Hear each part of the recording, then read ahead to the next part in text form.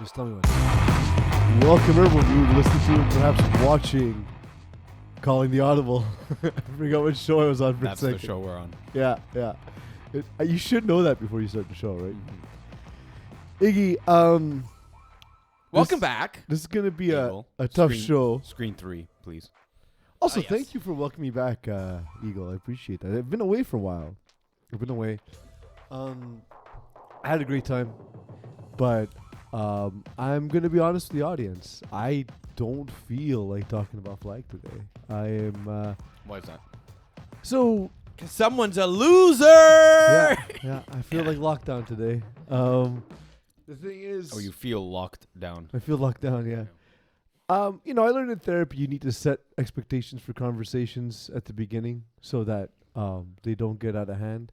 And Which I tried to do, by the way, for you all week, and you just told me to go fuck myself. Yes, and I meant it. I still mean it. We're still enemies till August 15th. Okay.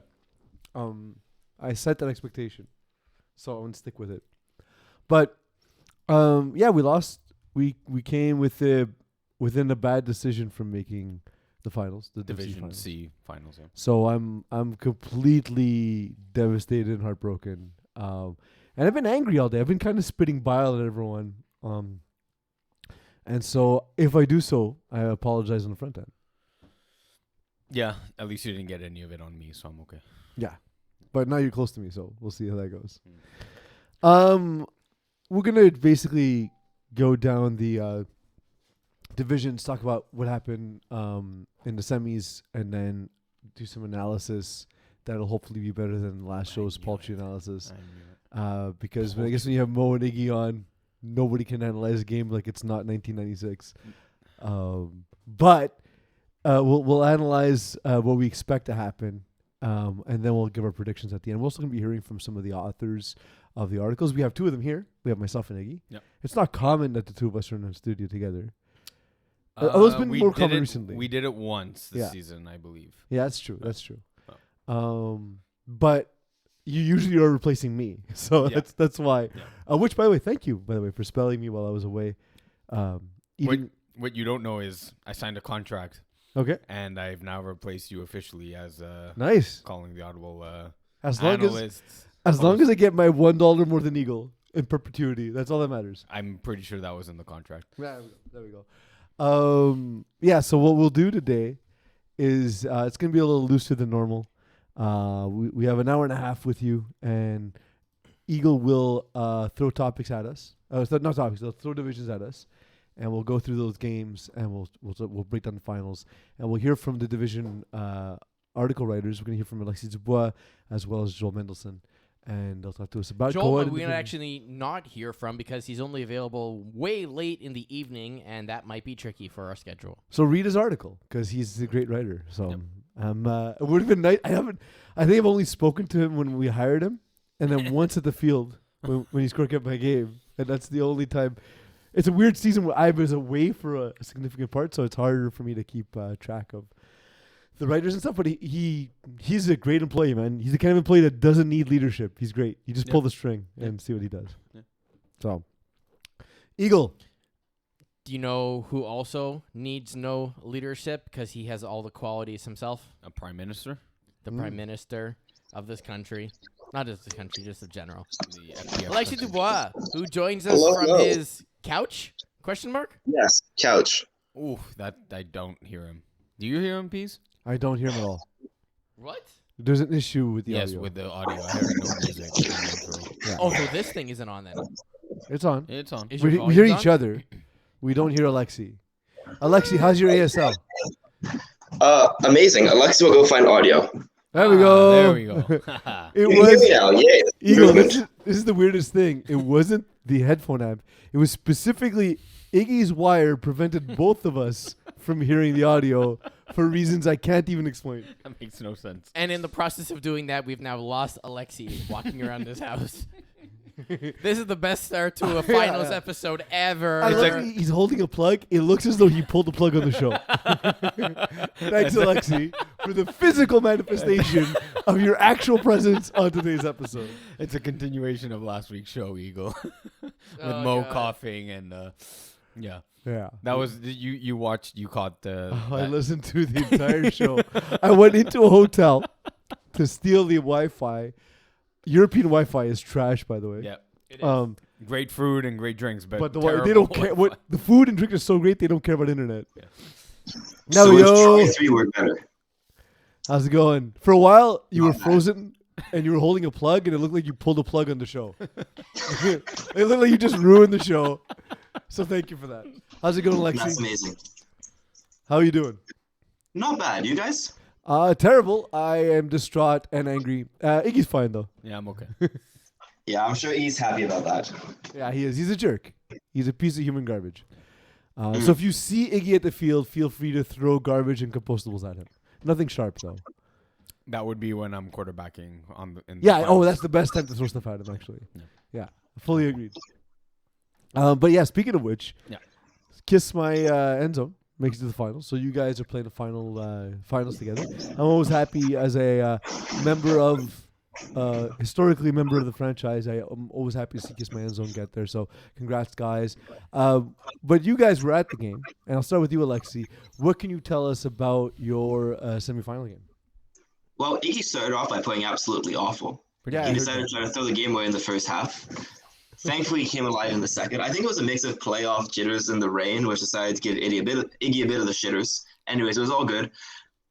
We managed to pull through eventually. Yes, word pun indeed. The first half was relatively catastrophic. I think it was probably the worst half of football Kiss My End Zone had played all season, complete with Iggy's first pick of the season and inability to stop the other team offensively. Long story short, nothing really worked. Mhm. Sneaky Snakes played a great first half. They were scoring, I think, on every single drive except one. They were moving the ball. They were looking very much the part of a championship contender team. Thankfully, in the second half, Kiss My End Zone was able to kick things into a higher gear, a gear we all know they have with players like James Drysdale on the roster. And they were able to pull away in the second half by shutting things down on defense and scoring on every single drive. But things were looking really worrisome up until that halfway point. So, Iggy, given that we have the quarterback in that situation on the show, we don't often have that. Yeah. Can you sense. describe sort of to the listeners about like the sort of sensation of things not going your way? Yeah. You're seeing your defense allowing points. Like, what's going through your mind? How did it feel? And how did you feel that you righted the ship? How did you play your part? And I know obviously Alexi and his defense were able to do that as well. But how did you right the ship on your end? Yeah, so as a quarterback yourself, when you're choosing to start on defense, as most teams do when they're the home team, if a team scores on their first drive, no problem. Like you have the ball starting in the second half, and you're pretty confident with putting up an average of 37 points a season or a game, sorry, that you're gonna score, and then you'll going score for score in the first half is not a necessarily terrible thing. But the Sneaky Snakes defense did a very good job on their first drive. I believe it was a quick 4 and out.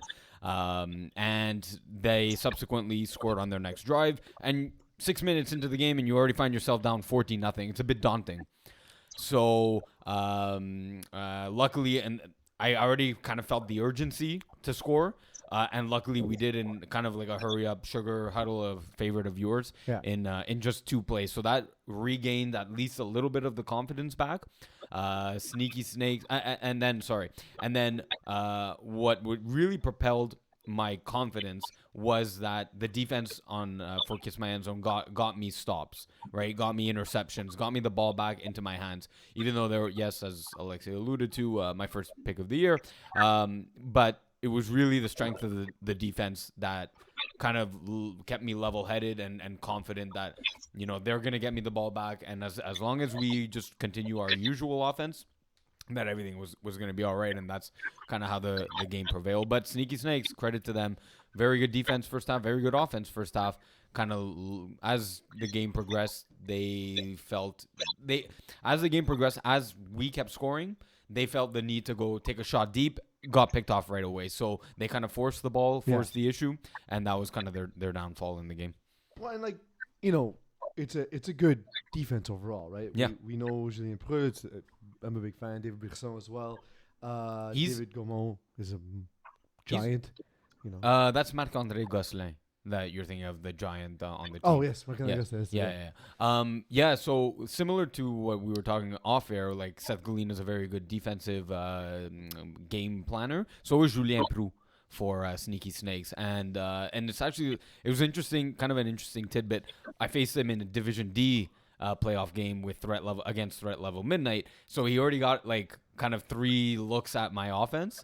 So he, with a different set of players around and that's him. in a game they were successful at, right? Right. Yes. In the regular season game, they were victorious. Yes. I'm just saying, like he already had a successful game plan against your offense. Right? Yes, exactly. So he does a great job of coaching up his team. Although, like I alluded to, it's not the same skill set of players. And as it is in co-ed and the lower divisions of even the men's league, defenses either really drop deep and when they're supposed to stay short, or stay really short and leave the intermediate open. So yeah. We get it. You're good. Now let's talk about your opponent in this game here. 3 Hunas versus Les Princesses. The 3 Hunas are going to be going to the finals against you by a 1-point victory. Overtime on top of it, too. Was anyone there to actually watch it? Alexi, did you get any eyes on this game? No, unfortunately, I was playing at the same time as this was happening. So you know nothing. Iggy, you know nothing? I caught the overtime period. So who's going to make it up? Oh, no, you got the overtime period. So describe the overtime period. Yeah, so what I saw from the, do we want to start by describing what the overtime format is, actually? Just people who may not know. Yeah. I barely know it, by the way. Oh, okay, great. So there was another one last night as well, Glory Boys and Dirty Dogs. So the format, I know that was a great game. The format is extra point converts, going for 1 or for 2. And the way we used to set it up was that Team A would go first, then Team B, then Team A, then Team B, then Team A, Team B, meaning 3 rounds of extra points. Hockey shootout style, if we were to describe it. Yeah, right? exactly. Going for 1 or for 2, and then whoever has the most points at the end of the overtime shootout period wins. And if still tied, then we go sudden death 1 round at a time. Correct. Now which in theory always gave advantage to the second team. Yes, to the second team. Because they get to determine their fate based on whatever happened to the first team, essentially. Right. So now the newer format is what Mo Khan loves to call the ABBA format of the shootout style. Because she's a dancing queen. Yeah. He was at that wedding on a random Wednesday night one, so that fits. So it's Team A goes first, then Team B goes second and third. Team A then goes 4th and 5th. And team B goes 6th. Yeah, and Team B goes 6th to close it out. So that's the format. What I saw from the 3 Hunas matchup against Les Princesses is that Mick Arsenault was just lobbing it up for Emile Barthélemy, who had 4 touchdowns in the game. So maybe not the worst strategy, but it was because the 3 Hunas defense is capable of batting and going up for a jump ball. They just swarmed. Is that, right? Yeah, they just swarmed the one direction where the ball was going, and honestly that was the essential, like, how it went down. For the teams that advanced, Alexi, we see with Kiss My End Zone and their involvement of Erica Dubois and Lori Willette. And on the other side, we see Rekha Sivasubramaniam and her involvement in the 300s offense. The 2 teams that lost are 2 teams that essentially I saw in the game against Kiss My End Zone. Your opponents did not complete a pass to a female receiver on offense. And then similarly at Les Princesses, we see against Florence Leclerc having a target, Emmanuel Flynn having a target and a catch, and it just makes the offense to me seem too predictable, too easy to stop. Do you think that teams will start to realize they can't just use their female athletes as sort of token members? They need to actually involve them on the offense. So the unfortunate thing here is Sneaky Snakes were one of the best teams in the regular season for using their female players. Receivers. They had Marie-Lou Côté-Noël, who's an absolute fantastic player. Pease will call her one of the best rushers in FPF. I'll agree with that statement. She's also one of the best receivers in co-ed too. She led the team with nearly 300 receiving yards, a ton of TDs, all that stuff. She wasn't there. it really, really sucks with this playoff format in the middle of the summer. Who'd ever organize that? What management? Anyways, so with the playoff format as it is, unfortunately, Marilou wasn't there. That's their number one receiver not present. This is a team that loves to pass the female players. They know the importance of it.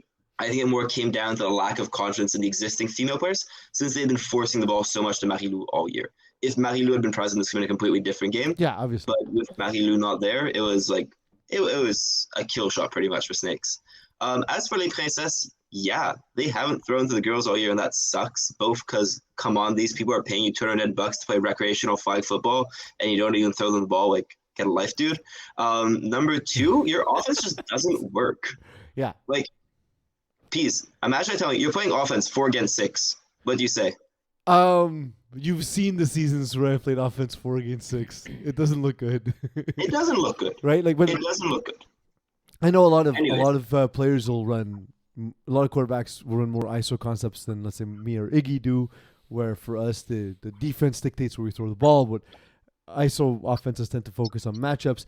And yes, you might have great athletes that win matchups, but I just find it too limiting to not to force the ball to a matchup you didn't win versus throwing to an open receiver. Fully agree. Yeah, so just, I mean, our offenses kind of just the defenses and where the holes are in the defense kind of dictate where the ball goes. But sometimes, my drags and slants and 10 ins, there was a huge catch by Erica Dubois on 4th down. Yeah. She came up huge, 4th and 10 from 11 yards out of the end zone, and she just I just gave her a ball, and she went up there, grabbed it, 11-yard touchdown, and that really was deflating for Sneaky Snakes. And it was, there were 2 kill shots, and they were both from America. The 11-yard touchdown on 4th down, and then a 31-yard touchdown right after the James Drysdale interception where they tried to go deep. So You're also hearing about her interception. Oh yes, she also had a key interception. She was the game MVP. Once again, hopefully for our team, she could be the game MVP in the finals as well. So I'm gonna do something weird. I'm gonna ask you Iggy a question you can't really answer. Okay. And then I'm gonna put Alexi in a weird spot to give me information he doesn't have. So, for Kiss My End Zone to walk away with a championship. Yeah. What's your game plan? What are you gonna do? how are you guys gonna be? I told you it's a question you can't answer. So Yes. Answer me though instead of not answering me. Do it.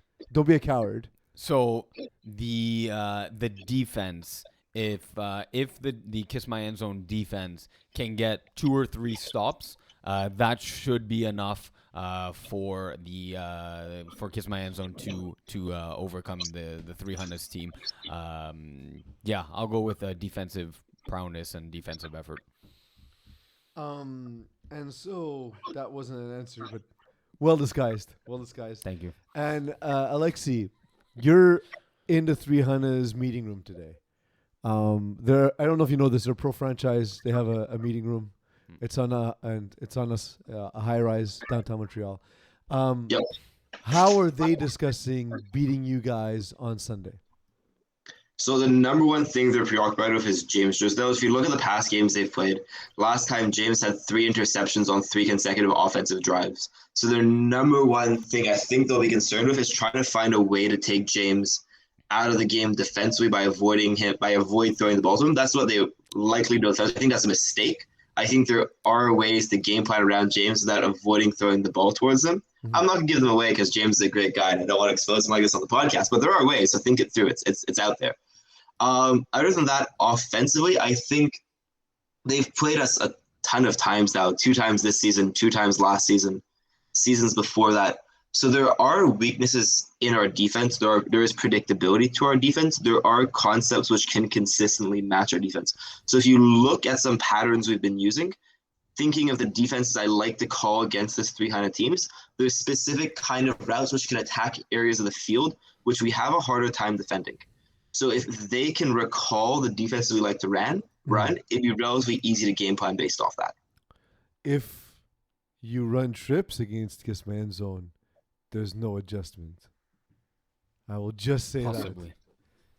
And it seems like the quarterback likes to run, so Yeah. we'll see if that's a factor in the final. Yeah. So heading on to co-ed 2. Co-ed 1. Code one. Code We the lost the opposite. Co-ed 2 already, PC. We were just doing. Relax. Jesus Christ. Yeah, we man. all jumped on. We all swarmed on No you. reason. No reason. I mean, you're wrong, so that's kind of a reason. yeah, you're short. That's also a reason. He's very pissy. I told you, I'm in a shit used to mood. it. Yeah, I know. Co-ed 1. Say something for Christ's sake. That's my question. Go, Alexi. Do we want to What? look at the games that happened? Say something. Let's look at the games that happened. Let's start with that. We had Kills by Co-ed 1. Outlaws that beat Justice League 40-25. That's the game we're going with first. Let's start with that one. Thoughts? Question mark. Thoughts. That was a game that was interesting because just about most of these players had been playing all weekend in Ottawa. So Sarah was in Ottawa. I think quite a few of the girls, including on Justice League, were in Ottawa. Kevin was. I don't think Serge Pilon made it back in time for this game. So for starters, they was missing that. Long story short, the storyline to this game was Sarah Parker has an issue of tall rushers. Yeah. Joey Notaro started this game at Rusher. I love Joey. He's won the Division C Rusher Defense Player of the Year award. He's not an extremely tall rusher. He rushed the first 5 plays. Sanders Armand then rushed 1 play. Parker lobbed the ball up in the middle, which made for one of the easier interceptions I've had in Co-ed 1. So that she struggled against Sanders to start the game as rusher, which led to a significant amount of lobbed up passes. Isaiah Lard, thank you very much, Isaiah, and special shout out to his 2 little girls who encouraged him to come to the game. So huge shout out to the both of you, who unfortunately names I don't know, but thanks for making Isaiah come. Isaiah then came and replaced Sanders at rusher, who's an even lankier, taller frame, and allowed us to drop Sanders into coverage, which was a relatively easy game plan. The one thing I think Justice League failed to exploit here was the Kevin Dubay matchup. He was matched up against Kevin Donnett, which, as great and as a speedy player he is, Kevin Dubay can eat Kevin for dinner. And they threw 1 jump ball, and I went back to the sidelines. I remember looking at Steven going, if they start throwing that jump ball all day, we'll need to put Sanders on Kevin and overhaul our defense in a radical way. Eagle, I'm going to play the role of Mo here for a second. Put it on the poll. Can Kevin eat Kevin for dinner? I'd like to know the results of that. Put it. Yeah, Sarah has struggled about that with tall rushers. I've told her my personal solution for this, and she's a much better passer than I am. But the way I've managed to mitigate this, and you and I've talked about this too, Iggy, is sort of having these design rollouts of 2 or 3 steps just to change the throwing window. Where Sarah really tends to stay in the middle of the pocket, and it's a lot of timing releases.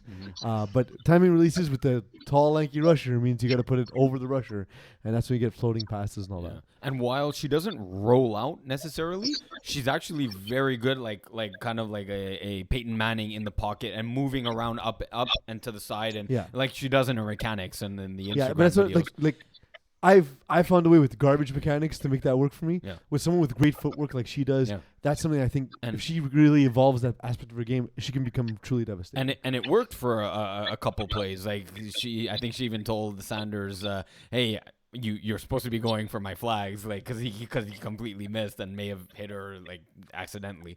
But she did utilize, and Alexi, tell me if you agree or not. I found she greatly utilized the short hooks for Curtly McClure in the game, and it showed with his speed, ending the game with 6 receptions, 95 yards, 2 touchdowns. What do you think? Yeah, I fully agree. She used the slots. What she underutilized was Charles Vero at center, who's a fantastic player. Me and Iggy both saw that playing against him in Division D. For him to finish a game with 2 receptions is criminally low. And all in all, that game, we weren't covering the snapper. So if you can get your arm angle around a rusher, just a 1-step rollout, Vero would have been open all game long.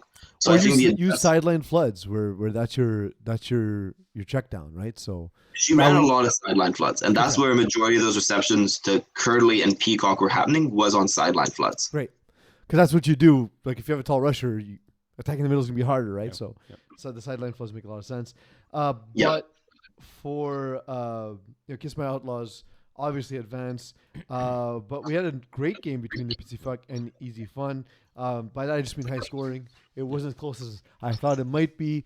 But Samuel Pelcha threw. Alexi, you pointed out to me last night, Steel Levine is on this team and could have thrown, but didn't. misstep for Easy Fun? This season smells like a lot of missteps for Easy Fun. But also, like, Jeremy Both White's divisions. there. Like, He's there. Get won to the it. finals. I've talked to a lot of people about this. Make it to the finals first, and then worry about your QB issues. it's not it's not like Samuel Persha is bad. Like, he's fine. Yeah. It's just Jeremy White's one of the best passers in all of FPF. The rationale I'd behind say it. Jeremy Sorry. White would be a top passer in Division 3, Yeah.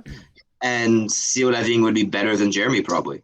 This was the third best quarterback on their roster playing a semifinal game, and I just don't understand that.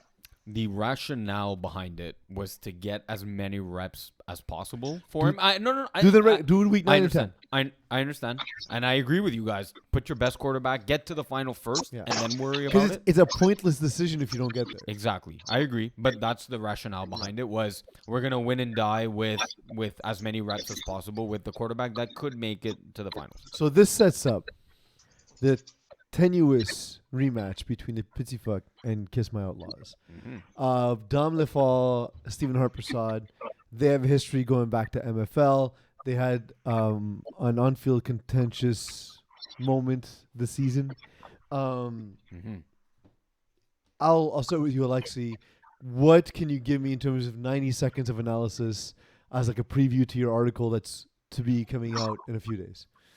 The article that will be started to be written in maybe a few days. Yes, that's what you mean. Yeah. 90-second Not too, analysis don't is worry. the 90-second analysis is it's not Harry Prasad against Lefall, it's Nataro against Lefall. So that'd be Kiss My Outlaws rusher. Last game, he played one of the best games I've ever seen from a rusher against Lipsy Fuck. Lefall ran twice for 2 touchdowns. Joey got real pissed and then decided Lefall wasn't going to run again, and the game was not over then.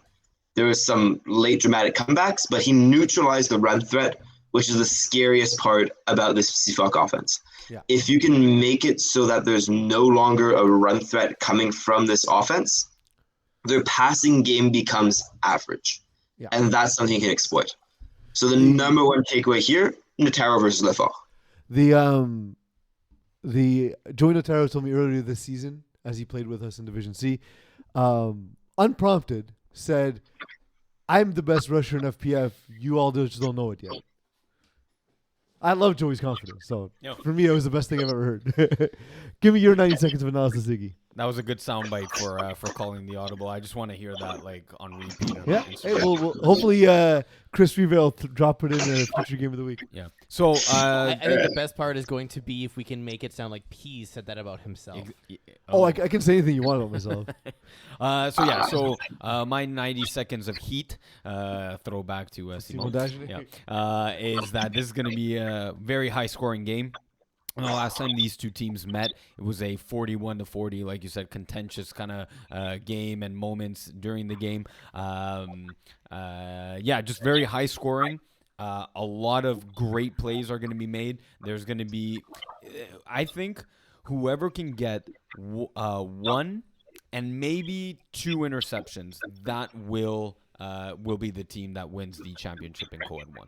There we go. I told Steve this is a one-stop game. Yeah. I can see that happening as well. Yeah. I can see that happening. I can also see a reality, though.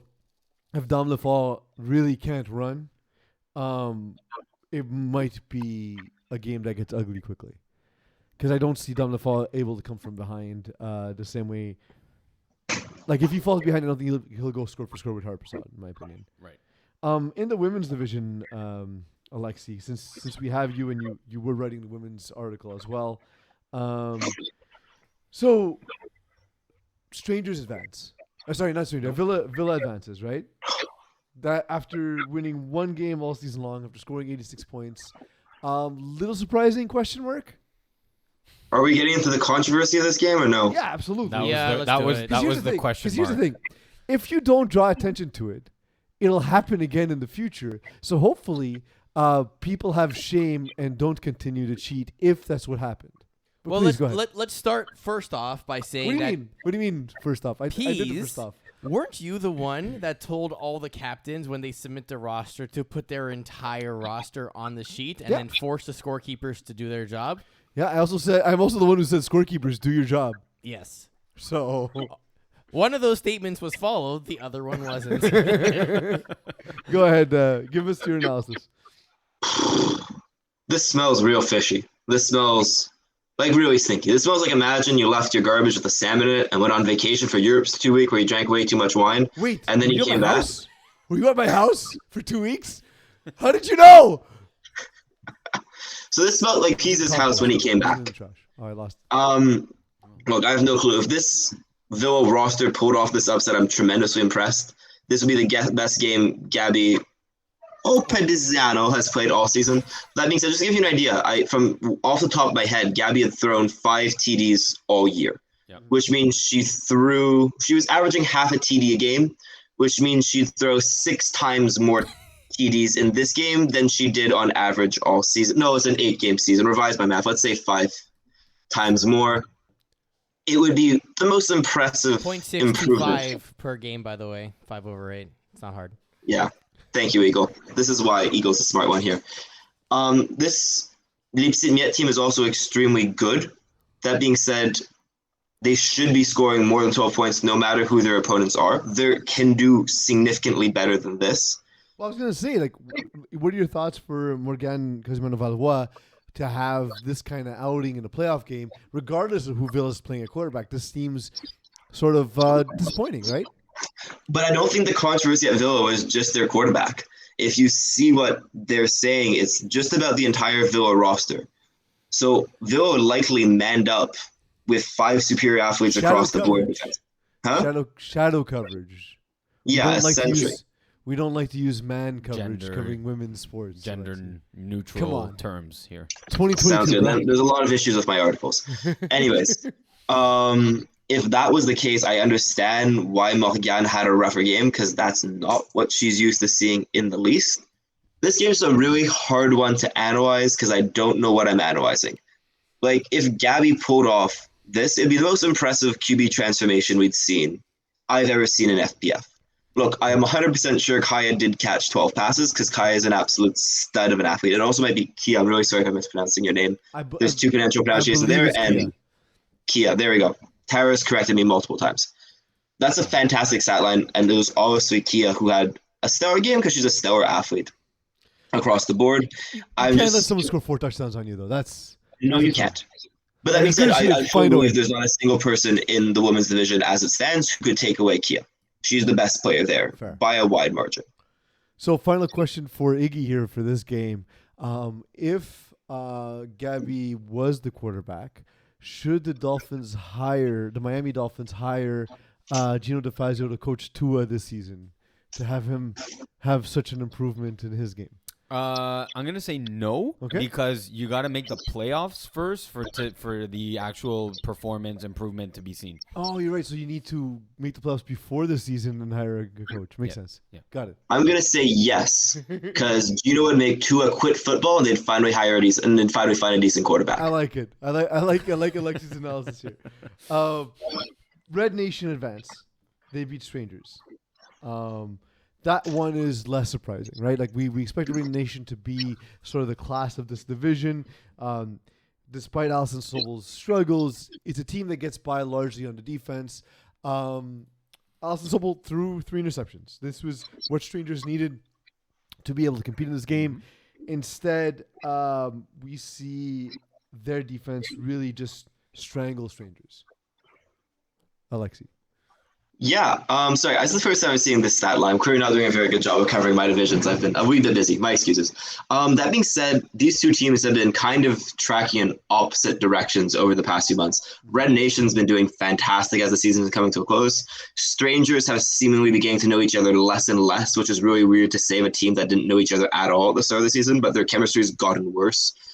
Look, the really weird thing is Lucky Ouellette had more receptions in this playoff game than she had all season, I'm relatively sure. They finally decided to start utilizing her. It's just a little bit too late. In terms of Alison Sobel's play, this is kind of what you've gotten for her.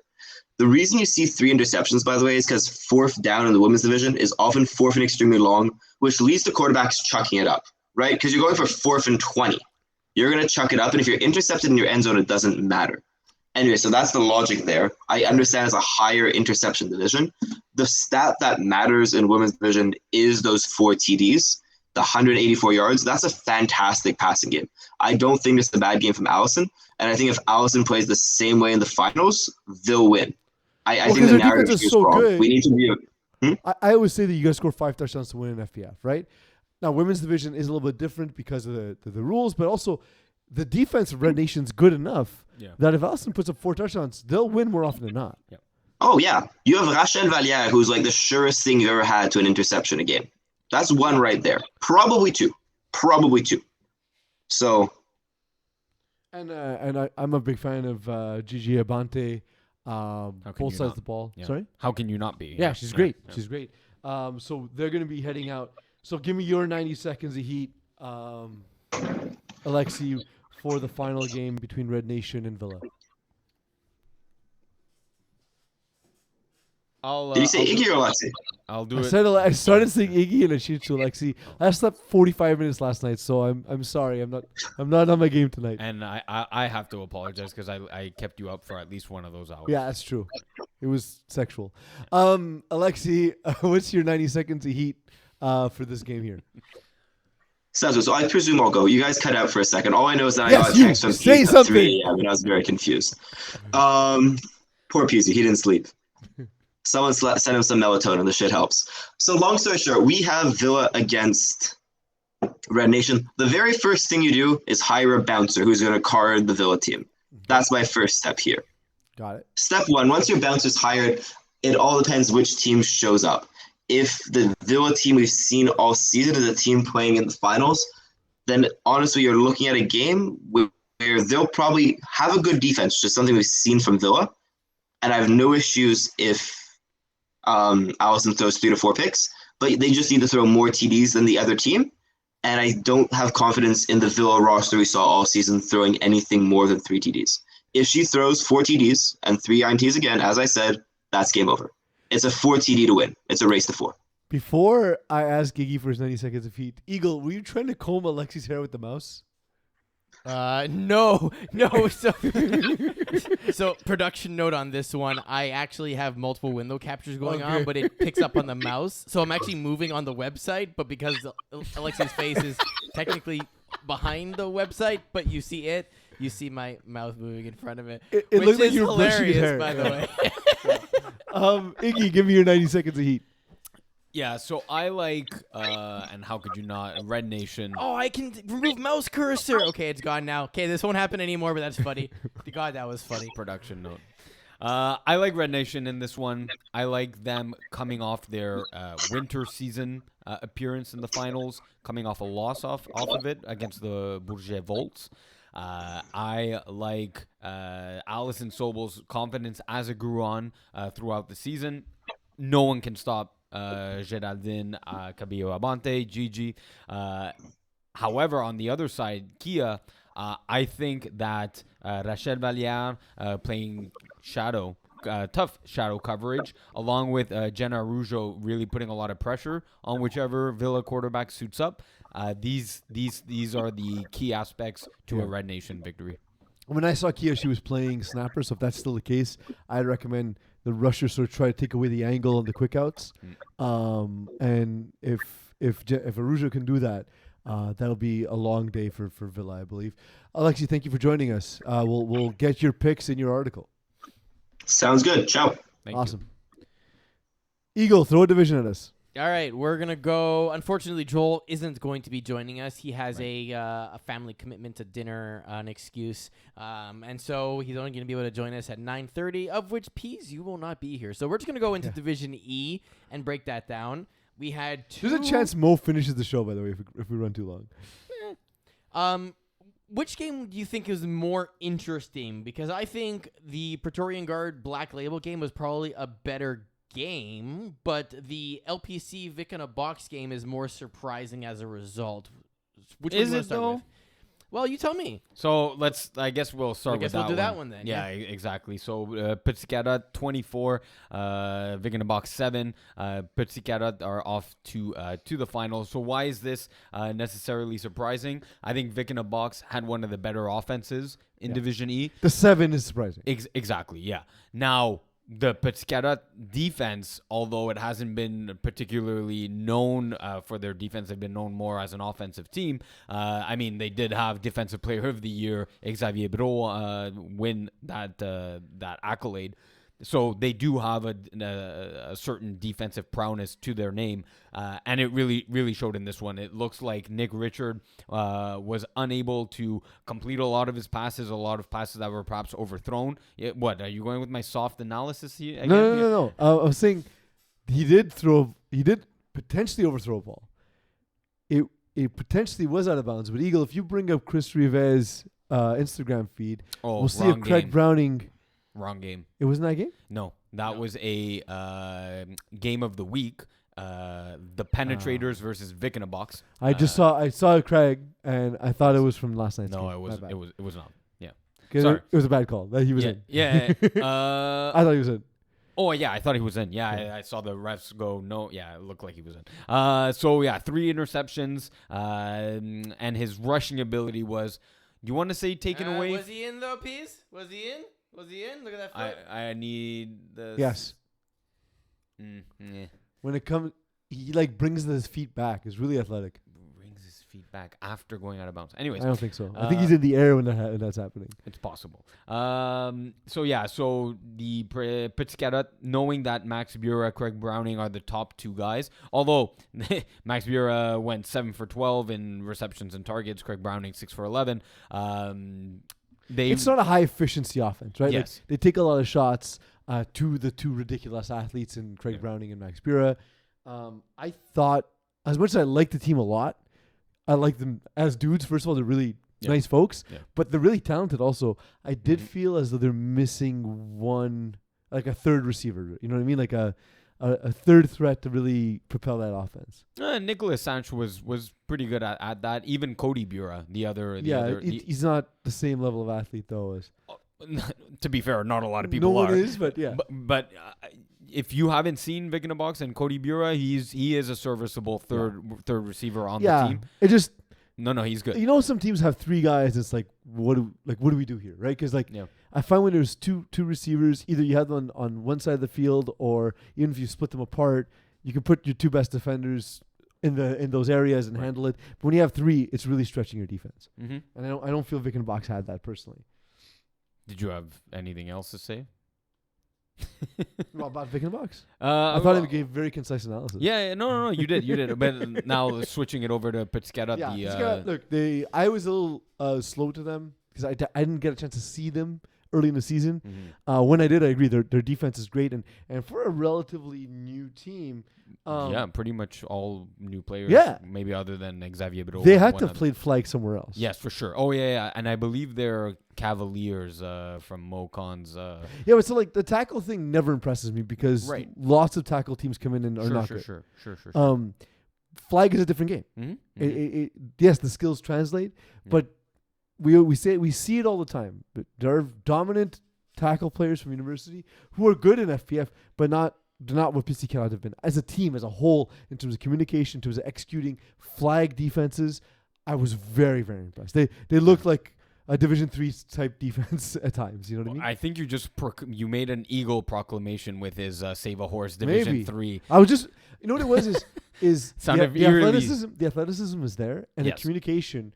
You don't see good communication on defenses in low divisions usually. So you're praising the communication on defense aspect, and I'll take it to the quarterback position because one of the players that has played is Jason Reyes, and it shows. It shows that he knows the concepts of flag, and he's shown that really throughout the season. Although 35 touchdowns in a full 9 games is all right. Solid. It's all right, yeah. Well, again, if you have that defense, though, yes, it's great. Yeah, exactly. But more impressive, the 7 interceptions. So he kept the turnovers to a minimum, always giving his team a chance to win games. And look at that, they made it all the way to the finals, Division E. Yeah. Praetorian Guard, they beat Black Label 41-24. Médric Lauzon, he's a dude who I knew nothing about. He subbed for me in 1 game, and just in the conversations I had, I was like, dude, if I ever have a spot on my team at any position, you're in. The dude knows the game. And he's a decent thrower of the ball, but it's to him, it's the knowledge, and he's a much better athlete than you first Oh, see. yeah. We saw it in the Oh. game of the week when he was Yeah. playing with Peerless Guard, him going up to defend a ball where the quarterback was like, "Oh, this is an easy completion over his head." Nope, defended it. Yep. Great player to have on both sides of the ball, and they have a lot of those guys from that Peerless Guard team that's also made the finals. Jared Buck, Benjamin Bork, Michael Timmons, Brendan Sabloff. Brendan Sabloff is one of my favorite flat defenders Mhm. in FPF. So I'm really high on them. They were the class of the division for most of the season. But going to Black Label, was this sort of a foregone conclusion? Was it just the writing on the wall, bad matchup, not going to be able to keep pace? Pretty much, Yeah. yes. So not only that, but the strengths of Black Label was Fred Junot's arm and his legs, and both things were taken away. You have Ben Bork, one of the best rushers in Division D. Yeah. I believe had like 17 sacks in Division D. He was able to contain the Fred Junot running ability, and players like Jared Buck and even I believe Caleb Wilms, him on covering the deeps. They cover it super well in Division D. It's no surprise that they were able to somewhat shut down the Black Label offense, at least enough to let 41 points be the difference maker. Because otherwise the Black Label offense, like I mentioned, is a bit reliant on the deep ball. They do have great first season for Black Label. I mean, to get all the way to the semifinals in FPF is a daunting task, and they lived up to it. It's a great first season. It's like I see a lot of potential for this team, not only maybe next year in Division 6, but moving forward, moving up the ranks as many teams do. So, the experience of Praetorian Guard, the depth that they have, the upper division experience that a lot of them have, having played Division 5, Division D before, and being successful in those divisions, as well as the very high efficiency, competent offensive system that they run, paired against the athleticism of Le Petit Carat, paired against the panache. Like just the natural athleticism and the knowledge they have, not from FPF, but from, again, some flag somewhere. Yeah. On the surface, who do you think has the advantage going into this game? So I see the final matchup kind of similar to the semifinal for Pretoria Guard against Black Label. Black Label's quite similar to Le Petit Carat in terms of having a running quarterback, in terms of having one that can throw the deep ball to very tall and rangy receivers. So I'm giving the edge to Praetorian Guard. I love their knowledge of the game, their experience, their efficiency. It's a very similar offense to RSP's. So just to give you an idea of that attack. When I say I like somebody's offense, It's I'm basically similar. patting myself on the back, Yeah. saying, yeah, they run a good offense because it's like mine. Yes, exactly. So I give the edge to PG here, Praetorian Guard. Last time these two teams played, Praetorian Guard won 31-26 over Petit Carat. Close game, but the difference being Jason Reyes threw 2 interceptions. And for Praetorian Guard, Benjamin Bork had 7 catches, 69 yards, and a touchdown. That's a big game. Again, his speed is impressive. He's a guy who you're gonna give him the ball in space and let him do damage. What is more important for Le Petit Carat to see success in the finals? Is it Jason Reyes to avoid mistakes, or is it to find a way to contain the speed of guys like Benjamin Bork on the Praetorian Guard? I'll pull a classic P's. Yes. Right. No, Both but to be fair, you can do both things because they're on Yes. opposite sides of the ball. Yes, exactly. Both things can be true. But more, I guess I would say of more importance is Jason Reyes ensuring that he protects the football. Praetorian Guard is not a team that turns the ball over much themselves. I believe Médéric Lozon had only 2 interceptions all season in Division E. So turning the ball over once may be a death sentence for Le Petit Carat.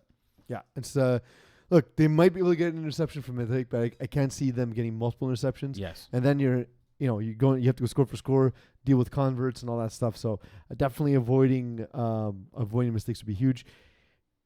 if the Praetorian Guard win a championship, who do you think comes out as their unsung hero for the game? Not the guy's going to win the MVP, but who's going to have key plays and help propel them? Who's not going to be the focus the entire game? So I'd say the focus and the names that are always mentioned are Jason Reyes and Xavier Biro. But I'm as saying this, Praetorian Guard, but sure, give me both teams. oh, okay, yes, sorry, It's okay. We'll I end on this. I did not listen to you. Sorry. I went with my own thing in my head. But the person who's had an exceptional playoffs is Laurent Beauchamp. He had in his 2 playoff games. Listen to this: 5 receptions, 131 yards, 2 TDs. 5 receptions, 120 yards, 2 TDs. Yeah. So 250 yards in 2 games, 4 touchdowns. He's been the playoff MVP so far, so he'd have to be the one for PG. And for Praetorian, for Le Petit Carotte. Yeah, Now listen to yourself you now. mix, yeah, you mix me up. For Le Petit Carotte, for To be Praetorian. clear, I mixed you up because you were listening to me. I'm sorry. Yeah. And for Praetorian Guard, I think you nailed it on the head. I think we have a new MVP in the lower ranks of the divisions that's moving up, and that's Benjamin Bork. Yeah. He's becoming the new two-way player of the year. That's just his ability to take away a mobile QB and offenses' game plans and shut them down, as well as put up 60, 70 yards with 1 or 2 TDs with his game-breaking speed.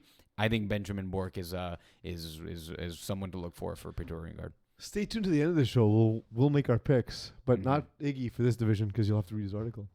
It's it's my division. This is Joel's division. But he's 40 going to make Yes. his picks in his article Yes. for Division E as well. Sure. Yeah, why not? Eagle, pick a division. We're gonna go Division D. Oh, we're doing the and- Mo thing and doing them in order because they're in order that way. Yes, correct. All right, got it. We're gonna start with which one? Killer Rays, Peerless Scarred, or Dirty Dogs, Glory Boys? You gonna start with the board game or the fun game? Because we talked about Peerless Scarred / Yeah, Praetorian we'll take Guard, a break from them for a second. Yeah, 'cause it's the exactly. Same guys. and we'll go to the thrilling and eccentric and just what a game it was last night. Glory Boys versus Dirty Dogs. It was filled with everything. You had 2-score comebacks from Dirty Dogs. You had late game interceptions with under 5 plays remaining. You had Glory Boys down 6 points, scoring with a minute left in the game. You had the game going to overtime. It was just crash and bang. It was very physical. Only 2 refs on the field, not 3 with like the usual playoff format. So there was a lot of hooking and holding going on near the line of scrimmage. Teams getting away with it a bit. And that's usually the difference in the playoffs is that doesn't get called in the regular season and it gets called in playoffs. Yeah, and you know what? And on both sides of the ball, you know, both teams very aggressive, both wanting to win, both really wanting to go to the finals. It was an absolute barn burner in this one. Dirty Dogs, of course, getting the 2-1 victory in overtime. Yeah, when I arrived, I was going to make my way over to you to tell you to go F yourself. Mm-hmm. But I was stopped by Wissam Taye of Vic in a Box, who's going to play next. He says, hey, they're in overtime here. Yeah. So I stopped and I watched the overtime period.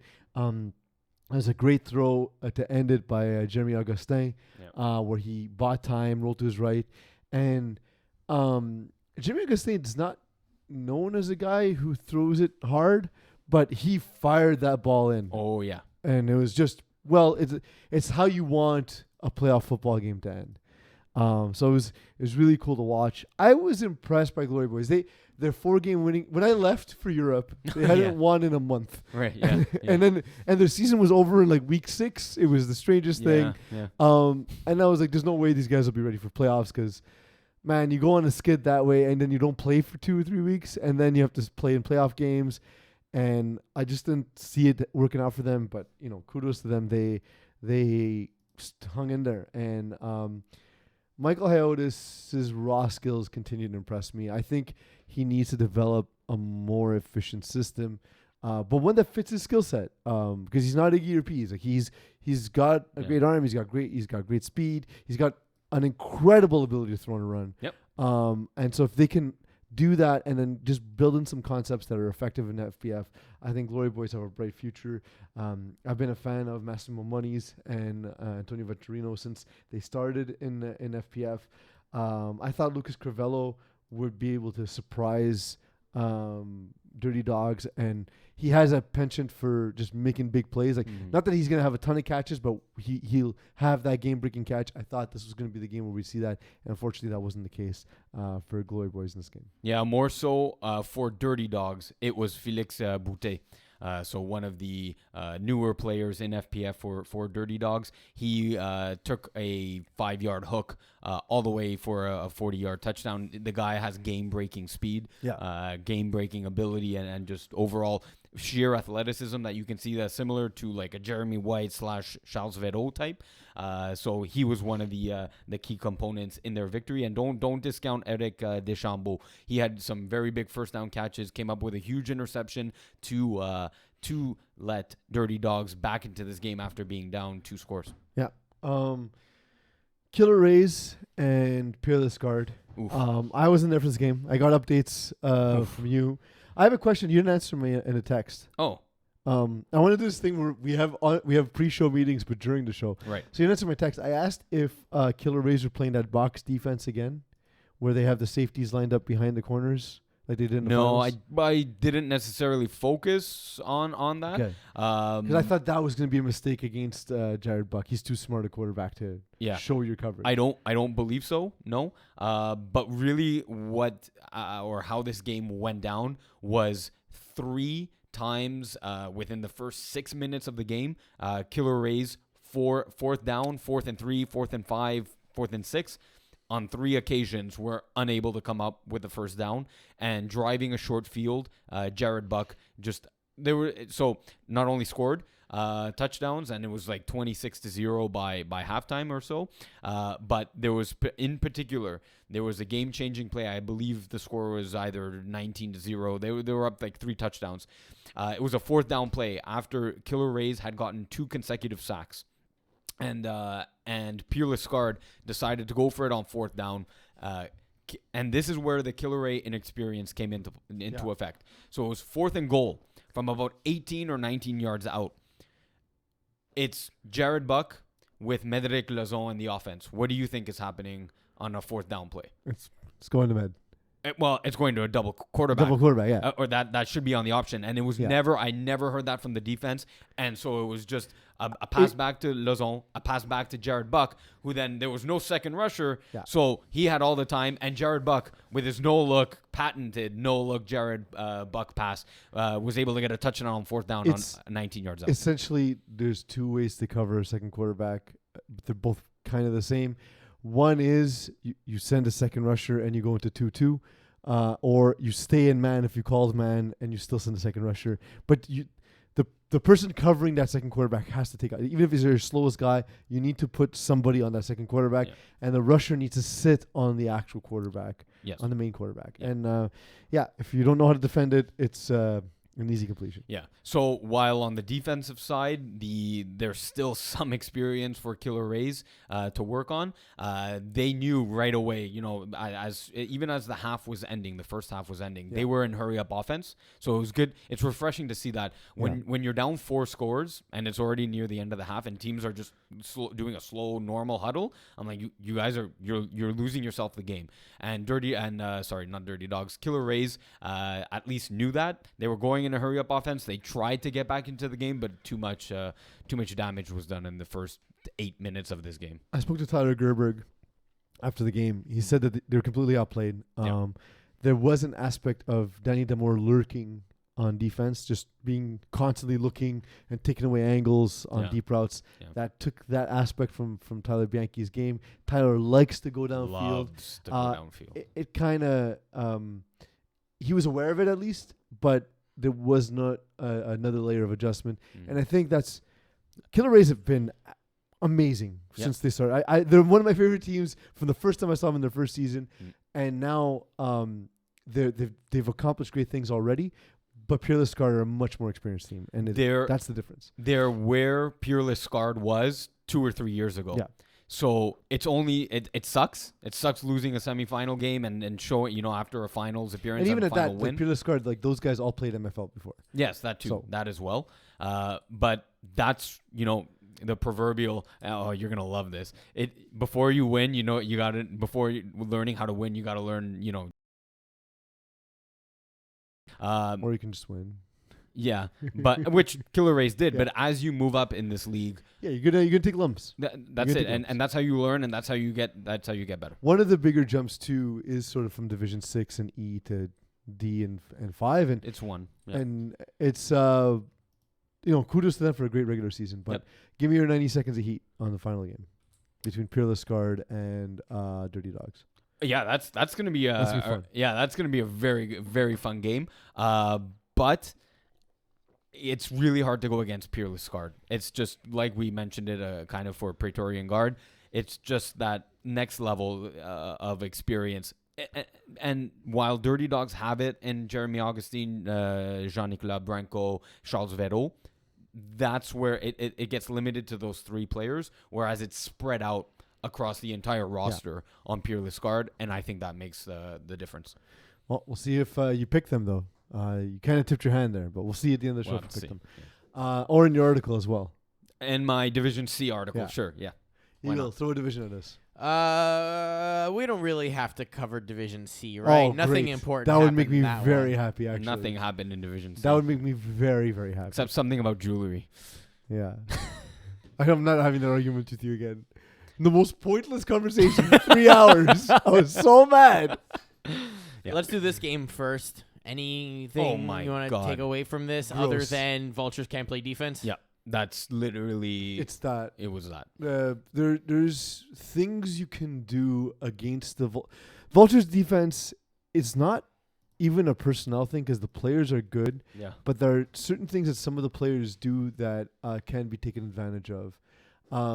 I think the size mismatch for Kevin Donnet was tough. He did start rushing at one point because I guess they realized he's probably better served in that capacity as a rusher. And Corey Woloski, when Corey Woloski's on, man, he's basically unstoppable. Yeah. Oh, he And- was in this game. Yeah. Oh, And it's like yes, we saw some ridiculous catches by Rory and Sean Submergent. We saw Dylan Daou make some very tough. He was bodying physical, yeah. whoever was in the middle of the field, whether it was Phil Roberts, Kevin Donnet, just basically boxing out Yep. and making the catch.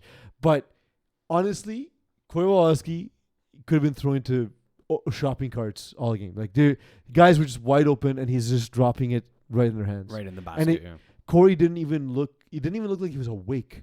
He looked. Yeah. He looked half asleep Yeah. and just dropping dimes the entire oh, game. Man. He looked bored. He looked bored by his own excellence. Almost. Yeah, Weirdly and strangely enough. Yeah. Yeah.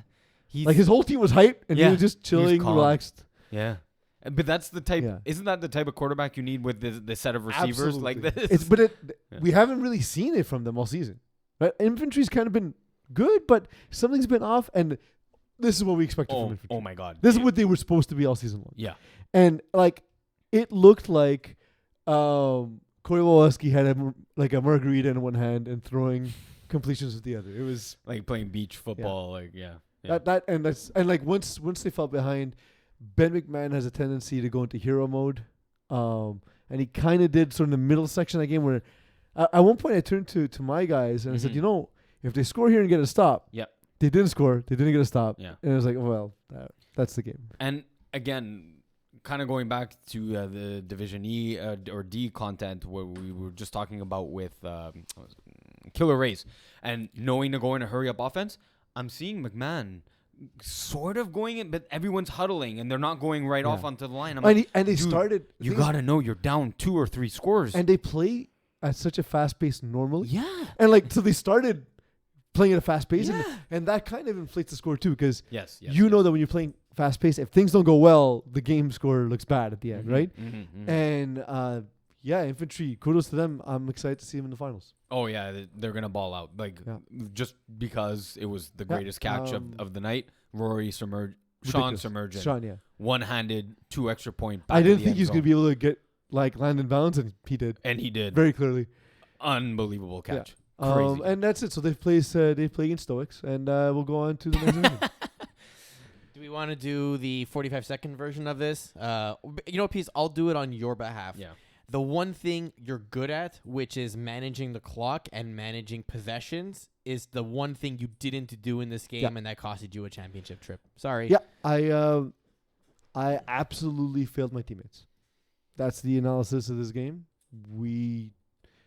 They deserved to punch a ticket to the finals. I did not, and I held everyone back, and I am heartbroken. So wouldn't you also agree that when it was 3rd or 4th down and the Stoics needed... Jesus Christ.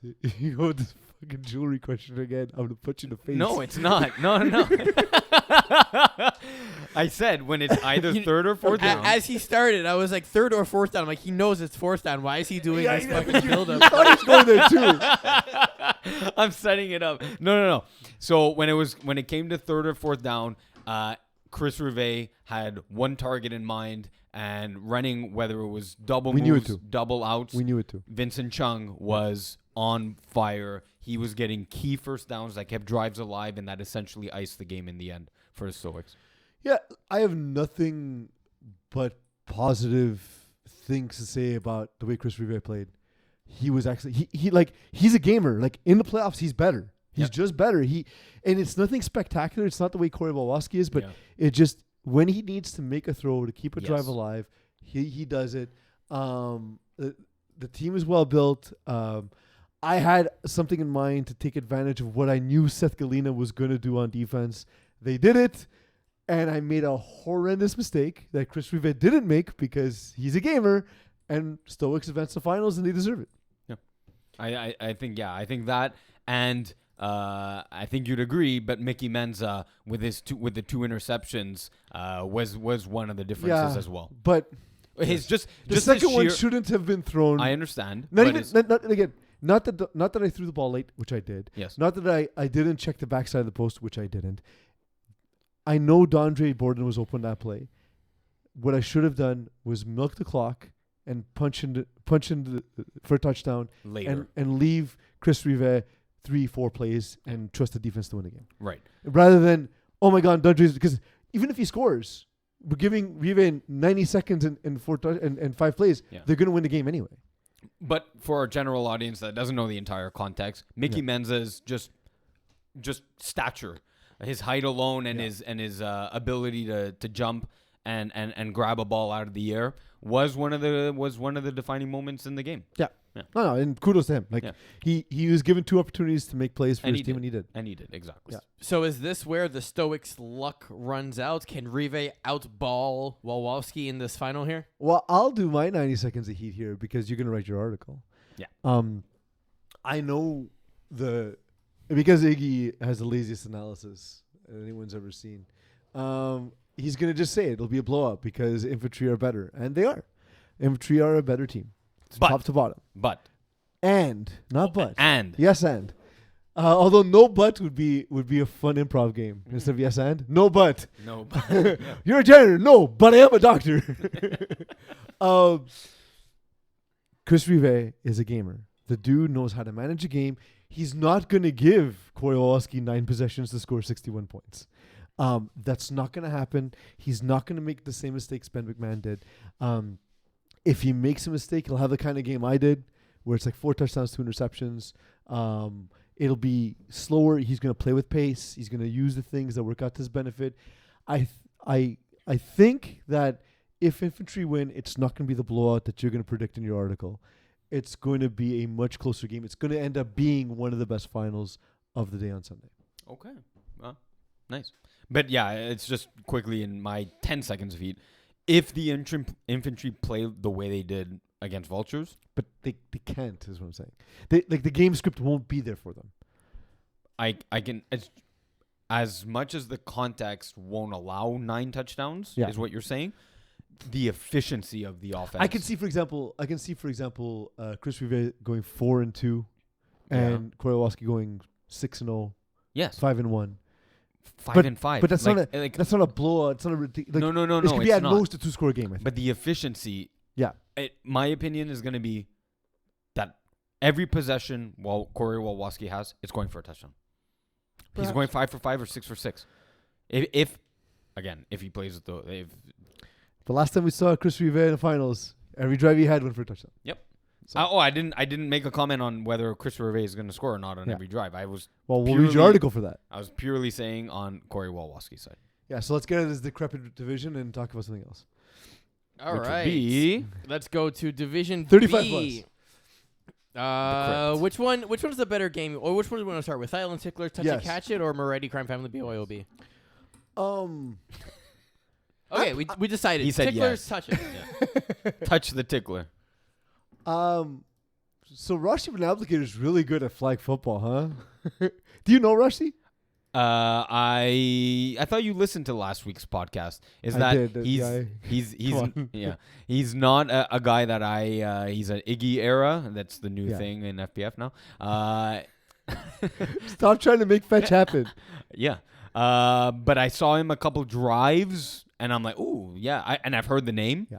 And I'm like, okay, I see what the hype's about. He's the Yeah. best possible version of P's Iggy, like that style of quarterback. Not particularly gifted with great arm strength, but the smartest quarterback. I played with him on one of my Div 3 teams where he wasn't quarterback, he was a receiver. I learned so much in one season with him, Yeah. playing alongside him, just on how to see the field as a snapper, that it defined my entire career as a quarterback.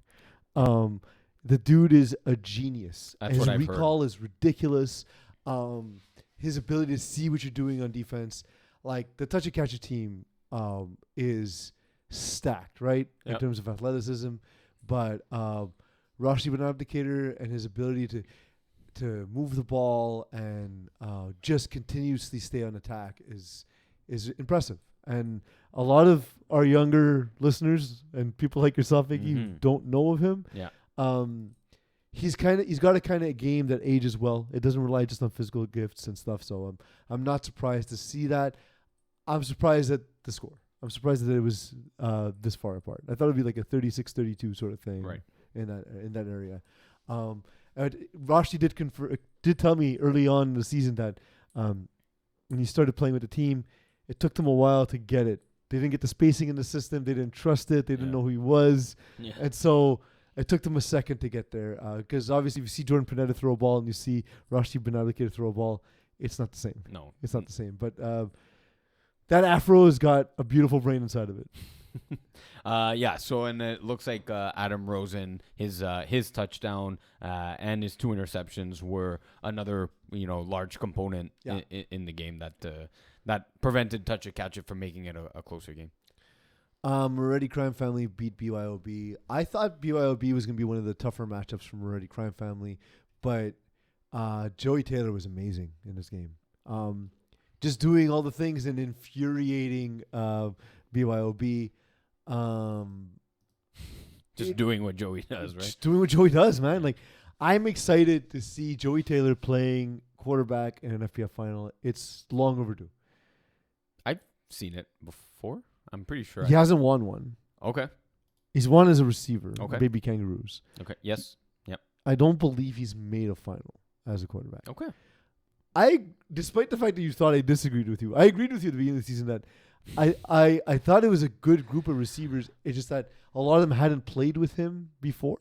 Like a guy like Justin Lerner's not played specifically with him before. Rocco Cristiano hadn't played with him before. So it took them a second to get all the pieces to fit. But as the season went on, you're like, oh no, this is what we've come to expect from the dreaded Joey Taylor offense. And I was impressed, and I'm continually impressed by Eddie Lee's defense.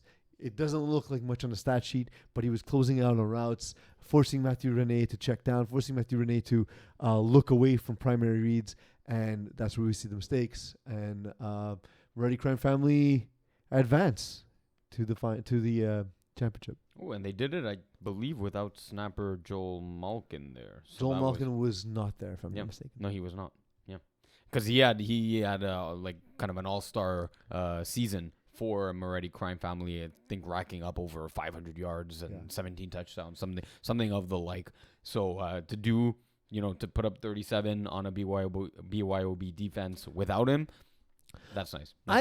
nice. to I'm see. without much sleep, and I've not stopped drinking since I lost my game. This is true. You're drinking on the show. Yeah, as one does. But I believe it was Don Benevento snapping, That's and he scored 5 touchdowns in this game. yeah. Man, that's a That monster sounds- game. Yeah, that sounds like a Joey Taylor snapper. If you're gonna give it to him, he's gonna take it Yeah. every time. Yeah. Yeah. I expected more. I thought this was the season for BYOB. I really liked the team as constituted. Matt Lepage is one of my favorite dudes in FPF. Yeah. I thought bringing up Ariel Liberati to play in this division was a great idea. Julien Paiement playing 2 ways for this team in a way he didn't play with Braves. He's excellent. So Yeah. the team's really, really, really well built. So kudos to Moretti Crime Family because it was 2 of the most impressive roster builds for what they like to do. And And They came out ahead. Julien Paiement rushing Joey Taylor. how infuriated do you think? Well, Julien doesn't ever get infuriated because he's Yeah. the chillest dude Yeah, in the world. he's But super nice. I can imagine him getting frustrated too. Yeah, it's Yeah. I rushed Joey Taylor like for a bit in an All-Star game, and I was like, I don't want to do this for like a full game. Yeah, I quit. Yeah. Julien Paiement, yeah, I'm sure was by the end of the game, just what else can I do type of feeling. Yeah. So yeah, 90 seconds of heat. Murray Crime Family against Silent Ticklers. Ooh. That's going to be a very good final. Hopefully, GM Caletharis can call the game. We'll see. Yeah. We'll see. That's not a shout out for GM at all. Look, I see this one also a very high scoring affair. And while I think this is a bad matchup for Moretti Crime Family, I don't think it suits their the offense that they're going up against doesn't suit their offense. If you know what I'm trying to say. So the Joey Taylor offense is one that takes a lot of time off the clock, whereas the Silent Ticklers with guys like Jordan Panetta, Adam Rosen can be a quick strike offense. So taking 8 minutes off the clock and prolonging drives, whereas in one shot it could be a 7-6 game. After 8 minutes have gone by, I can see the Moretti Crime Family just being a score down the entire game. If I'm Silent Ticklers, I'm playing as tight man as is allowed by the referees. Yes. Even And playing it's as hard. physical as is allowed by the referees. Yeah. But what do you do if you're Moretti? What defense do you think is most effective for Moretti Crime Family against Silent Ticklers? Either As a primary defense, they'll have to mix it up. But as a primary defense. obviously, but I like the 4-1 with the cover safety, whether it's Lerner, someone rangy in that regard. So yeah, I like the 4-1, but it's Force them to at least drive the field. Yeah. you mean? Yeah. Makes sense. corner walk. All right. Last division. We're going to go into Division A. It's a little bit Asterisk. strange Yeah. Yeah. We have an because asterisk. one of the games is happening, well, Wow. Tonight. as we're recording this, sort of. Tonight. But in the meantime, we can start with the other game, All-Stars and the Apocalypse. Very close, all things considered, Well, 39-36. Jeff Rosenblatt plays the All-Stars incredibly well. He always has, even when he wasn't in the same division, dating back to the overnight tournament. That's a while back. Yeah. Yeah. But he's always played them well. He's always Mhm. played them tough. Mm-hmm. I think the word GOAT gets overused. I hate hearing it in sports analysis, Mm-hmm. but the undisputed GOAT of flag football is Kevin Wyeth, KW. right? Anyone call him KW? No, only jerks. I won't be that jerk. Okay. It's a misery, man. Like what he does to other teams is he just makes them feel inept, and that's what he did. And it's cool that Jeff Rosenblatt essentially went score for score. Yeah. But if you tell me it's going to come down to converts and No, your yeah. two quarterbacks are Jeff Rosenblatt and Wyeth. Kevin Wyeth, Jeff Rosenblatt is choosing Kevin Wyeth in that scenario. Yeah. Right? So, Yeah. Pat Jerome did Pat Jerome things. Chris Meard did Chris Meard things. Because Chris Meard only catches touchdowns, by the way, on All-Stars. That's his only job. Go out and score. I want to see his touchdown to reception ratio this year. If we go into receiving, Millard caught 23 receptions. 7 of them went for touchdowns. I thought so there was one. Anyway, one a third. it feels like every time I'm watching him play, he's Yeah, scoring. yeah. So it's still a third of his catches going for touchdowns. Yes, Right? So it's yeah. I like. in Division A. I love the Kevin Wyeth to Quade Johnson connection. That went 24 for 11. So every second pass went for a TD. And he tends to use him in the red zone also, as we saw in the championship finals in winter, right? Yeah, So yeah. we'll see how that shakes out. But yeah, this game is the least surprising. I think I could have picked that down to the score almost because again, Rose plays well against All Stars. Mm-hmm. All Stars will execute better and just is what it is. Come down to converts. Yeah. And then, so the other game, I mean, we have Braves Party Crashers happening as we're recording this, essentially. If anyone's wondering why this happened, it's because both the Braves and the Party Crashers played in a national championship for flag football, and Braves ended up winning it all, as well as the Université de Montréal women's team also won it all. So, fuck yeah, Quebec! Yeah. Like, congrats to the champs, essentially. So I want to actually give Rob Campana a little shout out, which even though he's not going to listen. Okay. He won't. I was thinking about this. I'm saying okay to the shout out. I was thinking about this on vacation. It's pretty impressive that what we've done with FPF, and this is his vision, of course, is we took a fringe sport that nobody cared about, really. Yeah. And it's become like the same way in Karate Kid, the rise karate and the Sun Valley Championship was like synonymous. Like Quebec is the home of flag football, and it's not in small part. It's not a small part due to Rob Campana. He had a huge part in that, right? And the league on the whole, and of course the greatest credit to that goes to the players who come to us to play. Of course. But it was a moment of clarity for me. It was like, we have this weird sport that we love, and we even play with different rules because it's just rules that we're decided on, and it's this unique league, and it's been really fun. So it's I wanted to acknowledge that because, Eagle, to your point, is we keep winning stuff. All our teams from Quebec, and we're super proud of our whole community, as well as the other leagues. I don't even see it as a negative thing when I see other leagues starting up, Terrebonne, MFL. Like, it's, to me, it's just cool that people are playing flag football, and what's good for one league is going to help another, and it's as long as we're all playing, as long as we're having a good time, it's awesome. But let's get to the game at hand. Do Party Crashers have a chance at upsetting Braves? Like 5% chance, like Yeah. 95% confidence interval goes for the Braves. This is not the best Braves roster. It's not. Jomio is healthy now, so that changes things. Yep. The Party Crashers offense is not what I think of when I think of a Division A offense. They have great athletes. Fred Dupree throws a beautiful ball. Yep. But you can't be going vertical all game, and it's not going to work against Braves. It's not going to work, and they don't play another way. I've said it before on the show. Yeah. If it sounds, I'm not talking trash. I'm disappointed because I think they should be better, based on the talent alone that they have. Yeah, and you're suggesting that they develop new plays. If it's cover 3, just take what's there. Yeah. Develop new plays that attack what the defense is I giving saw them you. play against Smoke Carmel Problems. Smoke Carmel Problems played cover 3 the entire game. Yeah. They played 1-3-5 Yeah. the entire game. You're not supposed to be able to do that in Division A. I don't care about how good the athletes on Smoke Carmel Problems is. Like Party Crashers have great athletes. Yep. Just take what's there and, earn the deep ball is all I'm saying. Yes.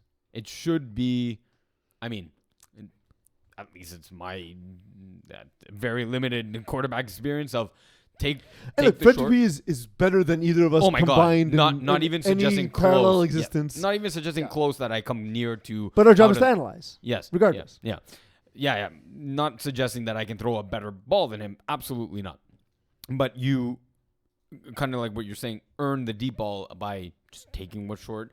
Get the defenses. Defense. Yes. The defenses to bite and hit the intermediates, hit the deep ball when the defenses are least expecting it, instead of just expecting it. If it's Finest Braves rematch, Yep. do Braves come out ahead this time? I think it's very similar to the Jeff Rosenblatt kind of scenario where both teams are going to go score for score. It'll come down to converts, and I just love the way the Braves run their 1-point, 2-point converts with, is it 2 quarterbacks in the backfield? Is it going to be 3? You just don't know, and they attack it. Isaiah Allard, after the flag tournament in Ottawa, came back down for the Kiss My Outlaws Sunday night playoff game, and said, because he played with the Braves team, and said that team plays like a unit. Yeah, they know. They just have to say a few words, and everyone's in clear sync of what the play call is, what the defense is. Like we have this. I'm sure you've had this with in your huddles with guys you've played with a while, and like it's obviously on another level with Braves. Yeah. But like for me, it's the coolest feeling in the world is when I look to one side of the field and I say 12-yard hooks, They and then know the other side's already leaving because they know the play call. Yes. Yeah. Like that's the kind of thing, but to the Yes. absolute highest level, Yeah. communication on the field, Yeah. in plays, when plays are being called. Like it's, I've been around the huddle a little bit to just hear it and see how they operate, and it's really impressive. Now, like you mentioned, this isn't the best Braves unit. I think the Julien Payman loss. So the way I think All Stars ingratiated themselves to Matt Kerouac, who was an enemy to the Finest team with his D-Boys days, was to say, hey, you're not just a rusher. We're going to use you on offense. The Braves never really trusted Julien Payman as an offensive player, and I think that led him to look for other opportunities. And as good as Branko has been, he's not one of the greatest rushers in FPF history in Julien Payman. If you give Kevin Wyeth a half a second more, a quarter of a second more, that's a huge deal. That could be the It's an difference. eternity for Kevin Wyeth. It could be the difference between a sack, interception versus a touchdown. Party Crashers, if they advance, do they stand a chance? What's the percentage chance you give 5% against Braves? What's their chance of beating Braves and then beating All Stars? It's 5% and then 2%, so it's like half a percent. I would say infinitesimal. 0.5%, yeah, like 0.05%. Yeah, That's the odds don't. Their odds are not in their favor. Yeah. So we'll see how that goes. Eagle, what time is it? It's time to do some math. If they have a 5% chance of winning the first game and a 2% chance of winning the next game, that gives them a 0.1% chance. See, by the way. infinitesimal. I wasn't wrong. It is now time for our final edition of Games of the Week. Yes, the music's coming. Let's go. Of course the music's coming. The music is always coming. It's always here. We We're can gonna hear it, go- though, is why. Yes, yes, Is what Iggy meant. yes. We're going to go in the order of the actual games that are going to be coming up this coming Sunday. My yeah, God, does 14. this like sneak up on us in a weird way. So games start at noon. Work It's like their way. we know when the finals are every year, but we're always surprised. Yes. Oh my God, it's the finals It's this like in weekend. 4 days. So first game starts at noon, and they're going to work their way all the way down to 8:10 for the final game of the evening. So we're going to start with the women's division, which will be Red Nation versus Villa at noon. I'm on the call for that game. Mm-hmm. I'm gonna go Red Nation. So will I. Red Nation. I love how because normal like professional broadcasters are like, well, I can't call that game. I can't make a pick because I'm calling that game. No, FPF we gamble on everything. Not here. We're going Red Nation, both of us. All right, then afterwards at 1:10, Co-Ed 1, Kiss My Outlaws versus Les Petites Fuck. You can't pick it, huh? No, wait, not you're not- really. Well, but I'm you're not playoff on 'cause- eligible. You're not playoff eligible. Oh, you are? I am. Are you playing? Maybe. Why are you being coy? You don't matter that much. Yes, I don't know. I literally don't know if I'm playing. Okay. Yeah, I literally don't know. So Kiss My Outlaws by 50. No, that's something you say. Okay, Kiss My Outlaws by 50 then. Okay, so you're going to Kiss My Outlaws? All right, then I don't at think it'll be by 50 though. 2:20, we have Co-Ed 2, Kiss My End Zone versus 3 Hunas. Now, this one I can't pick. By 50? I cannot pick. I'd like 3 Hunas to win just to get some variety, but I don't see it happening. I'm gonna go kiss my Enzo. All right. 3:30 Division E, Les Petites Carottes versus the Praetorian Guard. It's gonna be an awesome game though. Yeah, Praetorian Guard for me. I'll go PG as well. PG-13. Then at 4:40 Division D, Dirty Dogs versus Peerless Guard. I wonder if the back-to-back games is gonna be a factor at all. For the Peerless guys? Peerless, Praetorian. Because that's a lot of speed on Dirty Dogs. And your pick is? Overtime game. Okay. Who wins it? Dirty Dogs. I'm gonna go Peerless Guard. All right. Then we're going to switch it up a little bit because then we go into the higher divisions. We have Division A at 550. This is going to be the All-Stars versus either the Braves or the Party Crashers. Party Crashers. 0.1%.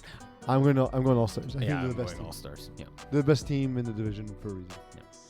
All right. At 7 o'clock, Division B, Silent Ticklers versus Moretti Crime Family.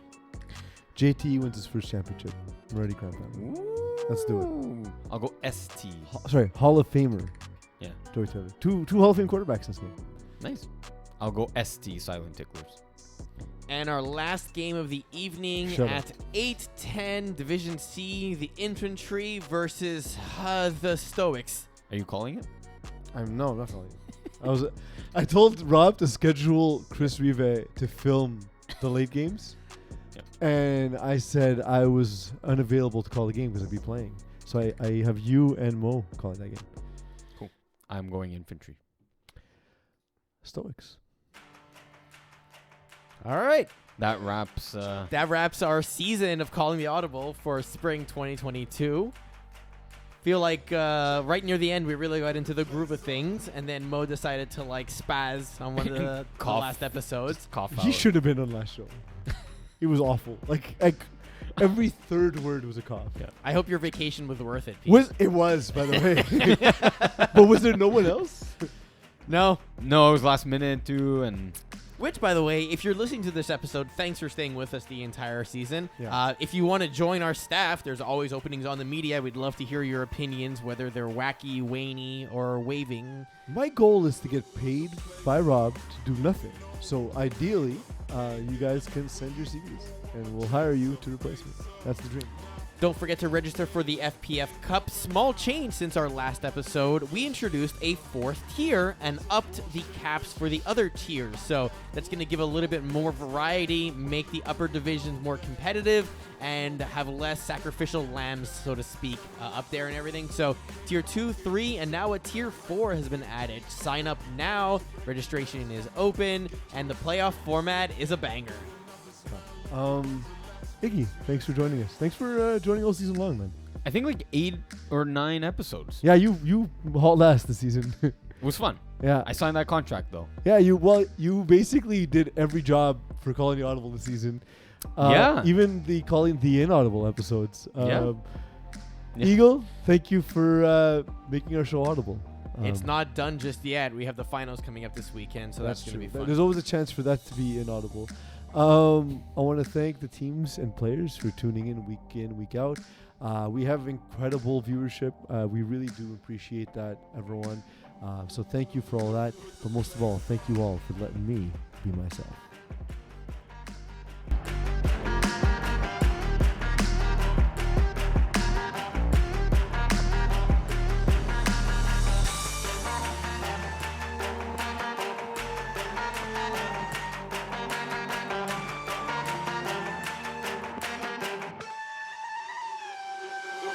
Put the place up, yeah we know what